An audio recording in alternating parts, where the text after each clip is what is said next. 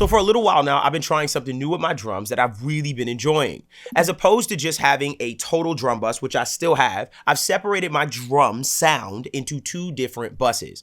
One is the percussion bus, meaning all my percussions are coming to one specific channel or bus. The other is another channel or bus called my kick and snare aux, which all of my kick, snares, claps, rims, anything like that is going to separately. Now, why am I separating the processes? Why or what control does it give me? I'm going to show you exactly my ideology and mentality behind it, and maybe how it can spark some creativity and interest for you to possibly try for yourself. Check this out. So right now what I'm going to do is I'm going to play this drum sound just for what it is. Then what I'll do is I'm going to take out all the percussions, going to mute it. And then on the other side, I'll take out the kick and snare aux, just to give you an idea and not be able to identify what those two different aux sounds sound like, differentiating the percussions from the kick and snare aux. So check this out.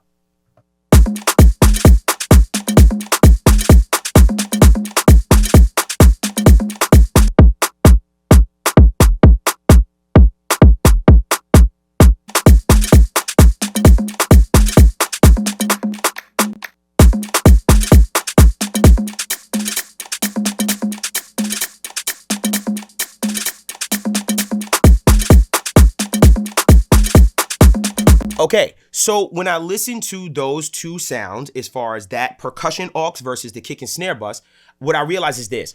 In the kick and snare aux, I feel like that's where I'm getting the focus, the center punch out of the drum sound. And then with the percussion aux, I feel like that's where I'm getting the width, the liveliness, and some of that feeling of just more overall dynamics out of the sound as far as it feels. So with the percussions, I feel like I'm getting a lot of liveliness, and I feel like I'm getting more dynamics out of it, as opposed to the kick and snare, where I feel like that's where the center focus of the actual drum sound is prominent. With separating those two, now I'm able to control that relationship. Do I want more liveliness out of the drum sound? I can literally go to the percussion bus and say to myself, oh, let's add a little bit of saturation, or let's add a little bit of width if I wanted to. And then with the kick and snare, if I wanted more punch and transient and attack out of the entire drum sound, I can then move on over to just solely the kick and snare aux and give myself a little bit more punch and attack, meaning and feeling like the entire drum sound is now benefiting from that entire sound, but separating it separately with those two auxes so that I'm not interfering with the dynamics or just the actual sound of the entire percussion as it stands together. What I'm going to do is this. I'm going to show you the actual kick and snare bus, and what I want you to do is take a listen to what it sounds like without this processing. So what I'm going to do right now is I'm going to bypass this back and forth. This is kind of the processing that I have on the kick and snare aux versus the percussion aux. What I'm going to do is I'm going to take off the processing I have. I have the knock plugin loaded up, and the only thing, it's super simple. The only thing I'm loading up on my kick and snare bus is I'm loading up a transient shaper, something to give me a little bit more attack on the sound. I fell in love with knock for this particular process on this. Take a listen to the before and after. So this is me listening to the percussion aux and the kick and snare aux and saying to myself, I want a little more punch. I know where the punch is coming from, which is that kick and snare information. And so I'm going to add more attack to just that kick and snare information. So without first.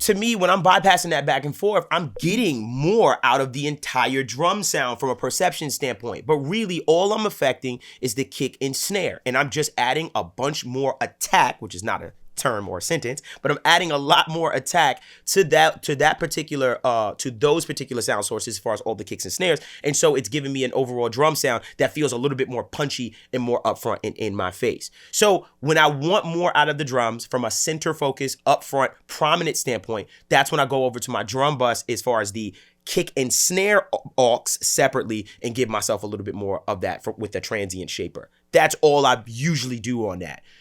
On the other side, When I listen to the percussions, I notice that the percussions have this ability to give me a sense of liveliness. Not only is it giving me a sense of liveliness, but it also gives me a determining factor with the width and the stereo image of the particular drum sound. I can actually take the drums as far as the percussion only and add a little bit more width to them or saturation to give me a sense of liveliness, and also, if I wanted to, a little bit more width.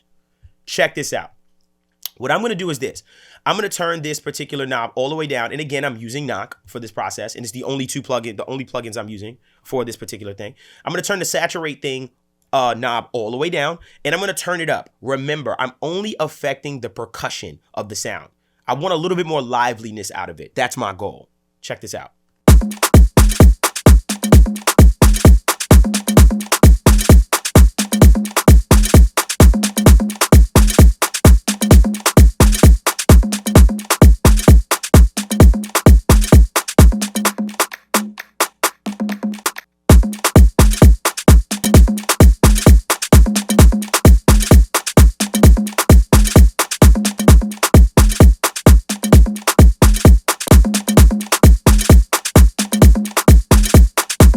So I'm a big fan of knock for the reason of when I use the saturate, particularly on just percussions, I feel like it kind of fills up the speakers a little bit. All that extra harmonic content that get added also makes it feel a little wider, a little bit more lively, a little more open sounding. And so this is where it served me so well, where I've been able to get more liveliness, more punch and everything out of the entire drum sound because I'm affecting the elements that I want to pull from to get that sound. Now, I'm going to take off both of the plugins that I use to do this processing.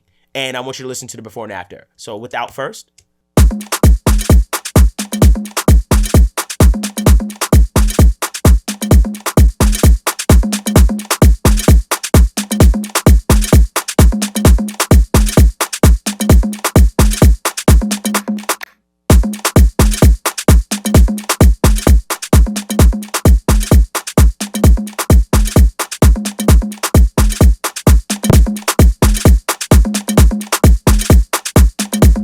With separating those two auxes, I've been able to literally get more control out of the drum sound as far as what I'm looking for out of it. I've been able to literally give the fine-tuned treatment that I'm looking for, as opposed to trying to deliver that in a drum bus in its totality to give me the things that honestly, I'm saying to myself, well, if I just pay attention to just all the perks, I can get that liveliness that I want out of it. And oh, if I just pay attention to just the kick and snare, I can get that center focus and punch that I'm looking for out of the drum sound in its totality. And you can be very, very, soft with this effect. Obviously, I did it for the purpose of the video to really exaggerate it to give you an idea of what it sounds like. But even when I'm using it, I'm very, very subtle with it, just to give me a little more. But it has given me so much more control over the entire drum sound that allows me to not disrupt the balance of things so much, and just overall being able to just fine tune exactly what I'm looking for.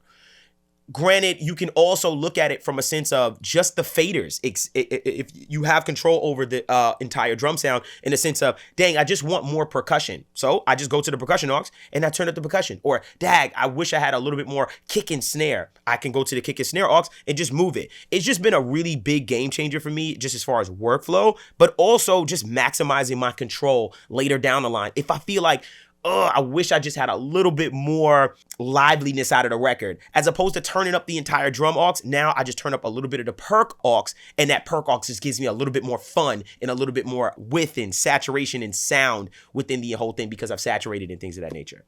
So I'm not saying that this is the end all be all. This is what you have to do, but I thought it would open up a great conversation just to see what you thought about the technique and if you felt like it could be incorporated into your workflow as well. Please make sure you comment, like, and subscribe. And also, if you have any comments, questions, or concerns about this and want to know more, then let me know. If you also want to see my actual drum bus after all of this processing, let me know as well. I could do a video on that, and I think that would be awesome. Hope you enjoy that. It's your boy, Help Me Devvon. Until next time.